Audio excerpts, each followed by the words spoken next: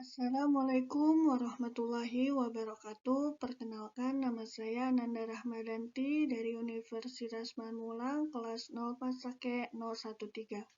Di sini saya akan membahas tentang struktur pasar dalam ekonomi syariah.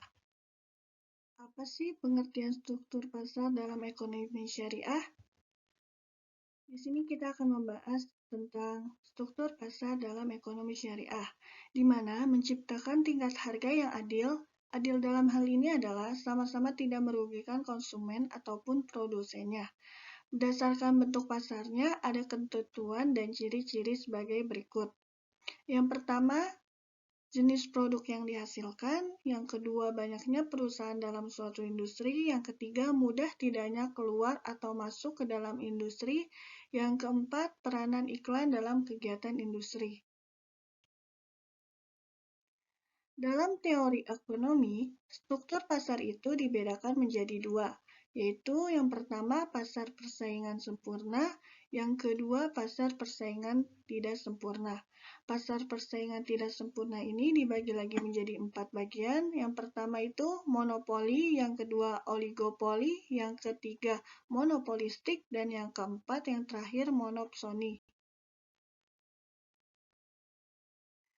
Baik, di sini kita akan membahas tentang pasar persaingan sempurna. Adalah jenis pasar dengan jumlah penjual dan pembeli yang sangat banyak dan produk yang dijual bersifat homogen atau sama dan tidak dapat dibedakan. Namun, dalam Islam, pasar harus berdiri atas prinsip persaingan bebas, tetapi bukan berarti kebebasan itu mutlak. Tentu saja, kebebasan yang tidak melanggar kaidah-kaidah syariah. Pasar persaingan sempurna adalah struktur pasar yang paling ideal, karena sistem pasar ini dianggap bisa menjamin adanya kegiatan memproduksi barang atau jasa yang tinggi. Akan tetapi, pada prakteknya tidak mudah untuk mewujudkan sebuah pasar yang mempunyai struktur persaingan sempurna. Yang kedua, ada pasar persaingan tidak sempurna. Adalah kebalikan dari pasar persaingan sempurna, di mana antar penjual dan pembeli jumlahnya relatif, dan terkadang lebih sedikit jumlah penjualnya dibandingkan pembelinya. Pasar monopoli atau ihtikar adalah bentuk pasar di mana hanya terdapat satu penjual yang menguasai pasar dan seorang monopolis adalah sebagai penentu pasar. Dalam Islam, keberadaan satu penjual di pasar atau yang tidak ada pesaingnya tidaklah dilarang dalam Islam, akan tetapi dia tidak boleh melakukan ikhtiar. Dalam ikhtiar adalah mengambil suatu keuntungan di atas keuntungan yang normal, dengan cara menjual sedikit jumlah barang agar mendapatkan harga yang lebih tinggi.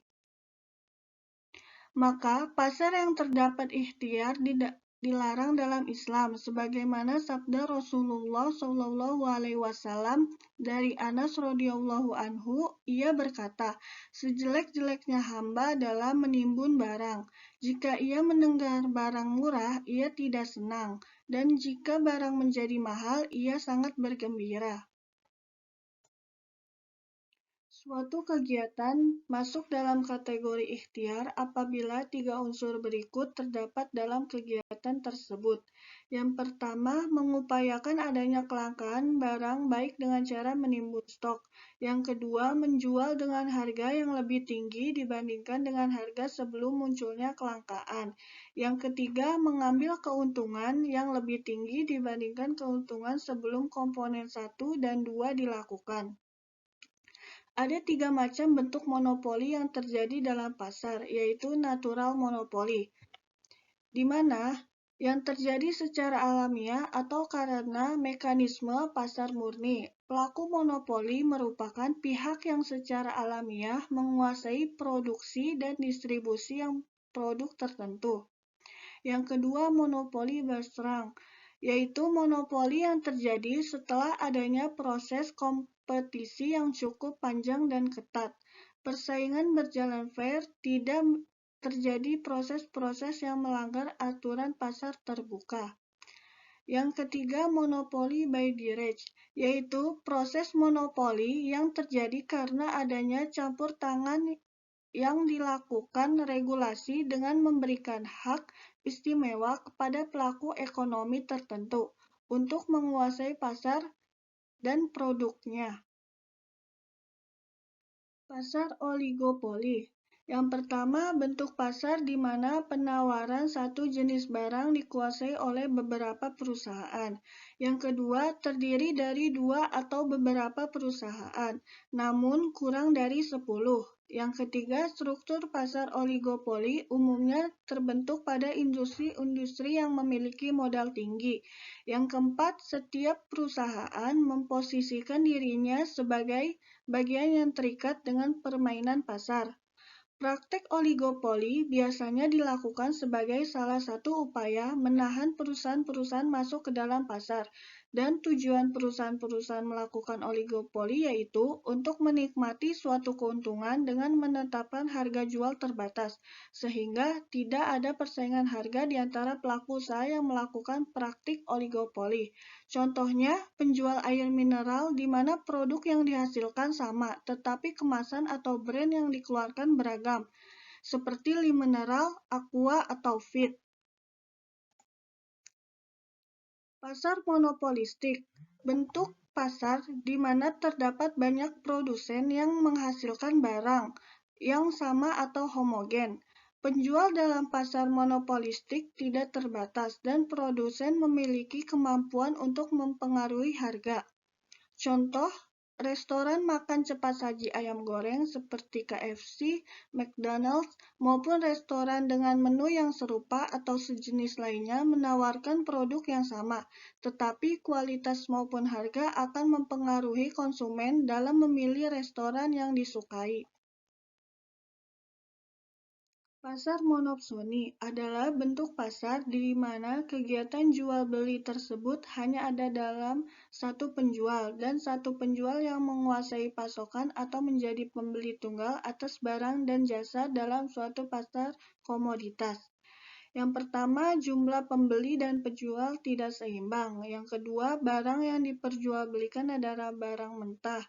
Yang ketiga, harga ditentukan oleh pembeli. Contoh, perkebunan sayuran yang ada di daerah pedesaan terpencil dan sulit dijangkau oleh konsumen secara langsung, biasanya mereka menawarkan hasil produksinya ke satu pemborong yang menguasai pendistribusian ke masyarakat luas, yang nantinya akan disalurkan kepada konsumen langsung.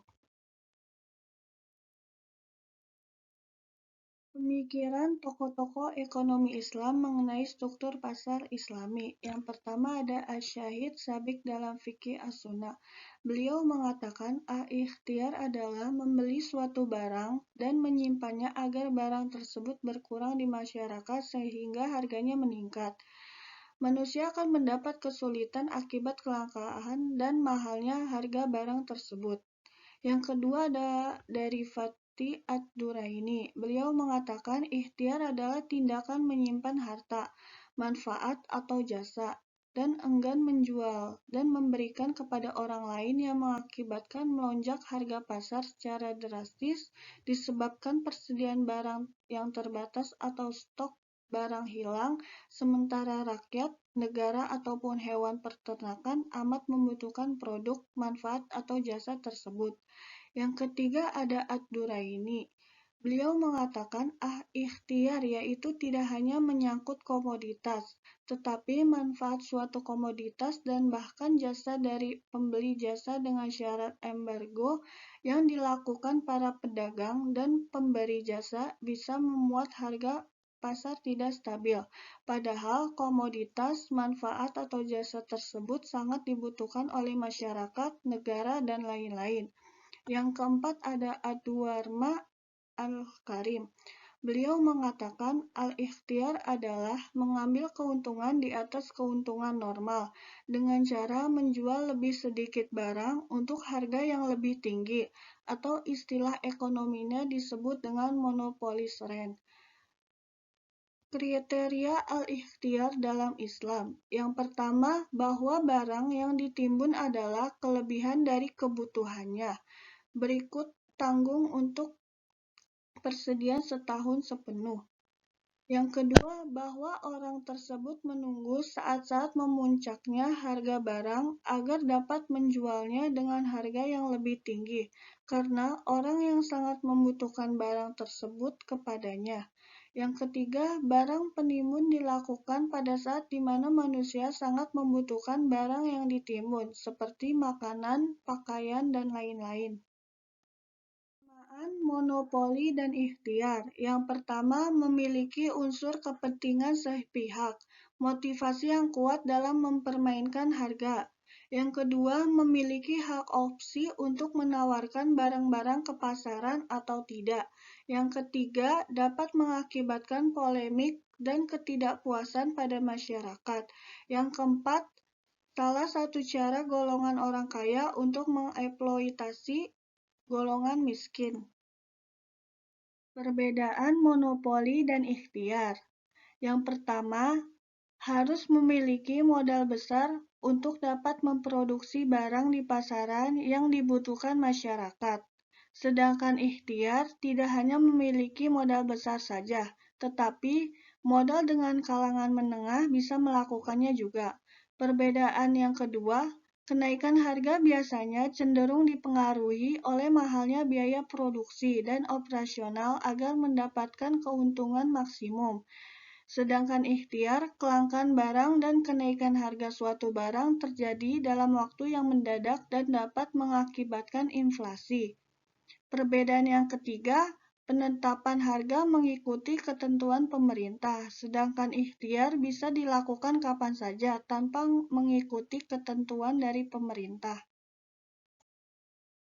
Baik, terima kasih pemaparan materi yang saya berikan. Semoga bermanfaat. Wassalamualaikum warahmatullahi wabarakatuh.